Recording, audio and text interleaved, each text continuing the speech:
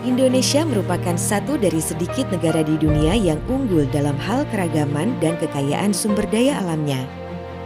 Subang adalah salah satu kabupaten di Jawa Barat yang juga kaya akan sumber daya alam, terutama produk pertanian dan perkebunan.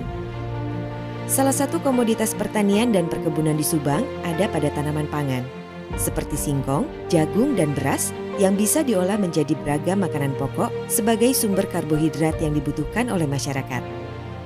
Sebagai peneliti di Pusat Penelitian Teknologi Tepat Guna LIPI Subang, kami meyakini bahwa teknologi tepat guna sangat bermanfaat bagi masyarakat.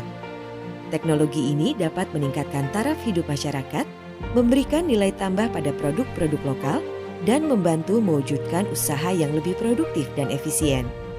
Salah satu jenis produk hasil pengembangan teknologi tepat guna adalah mie non-terigu. Produk ini dihasilkan oleh kelompok penelitian rekayasa proses pangan dan rekayasa peralatan. Sentuhan teknologi yang ada pada mie non-terigu yang kami kembangkan merupakan invensi dan berhasil mendapatkan paten tersertifikasi dari Kementerian Hukum dan HAM. Invensi yang dimaksud adalah penambahan tempe sebagai pengkayaan gizi protein, serat pangan, zat besi, dan zinc yang dapat memberikan manfaat pemenuhan gizi ketika dikonsumsi sebagai upaya pencegahan stunting. Ada dua hal yang bisa diperoleh dari produk olahan yang kami kembangkan. Satu untuk meningkatkan efisiensi dan yang lain untuk menurunkan biaya produksi. Pembuatan mie non-terigu menggunakan teknologi proses dan alat yang lazim untuk pembuatan mie terigu menghasilkan mie dengan kualitas yang kurang baik, mudah patah. Hal ini karena mokaf, tepung beras, dan tepung jagung sebagai bahan dasar pembuatan mie non-terigu tidak mengandung gluten. Suatu protein yang berfungsi membentuk tekstur mie menjadi kenyal dan elastis.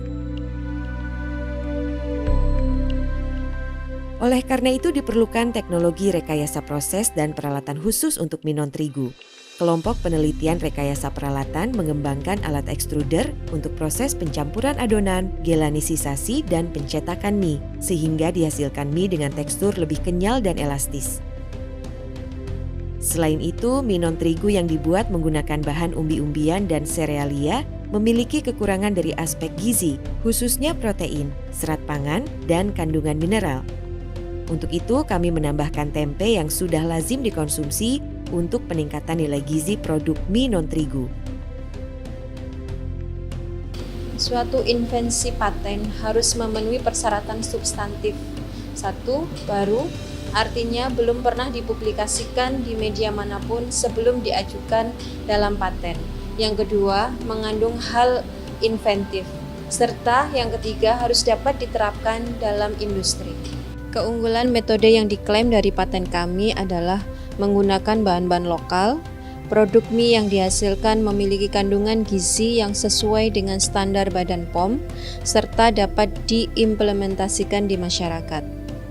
Paten tentang teknologi pengolahan mie non-terigu telah kami ajukan sejak tahun 2014, sedangkan mie non-terigu dengan fortifikasi tempe telah disertifikasi pada tahun 2020. Untuk mendapatkan paten ini merupakan perjalanan yang cukup panjang, mulai dari mendaftarkan, mempublikasikan, pemeriksaan seperti plagiasi atau klaim peneliti yang lain, hingga tersertifikasi oleh Dirjen HKI Republik Indonesia. Mimpi kami adalah bahwa invensi kami berupa produk mie non-terigu berbasis mokaf, jagung, tepung beras, dan tempe dapat diproduksi oleh industri atau UKM secara berkelanjutan, sehingga produk ini dapat dimanfaatkan dan diperoleh secara mudah oleh masyarakat.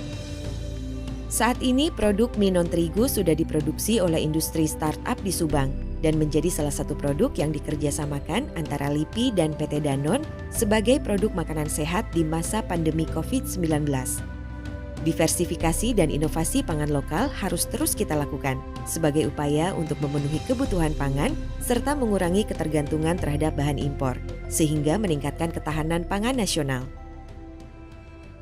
Jika Anda menyadari produk olahan yang Anda buat bermanfaat bagi kesehatan dan murah, kami pikir orang akan bahagia menerimanya.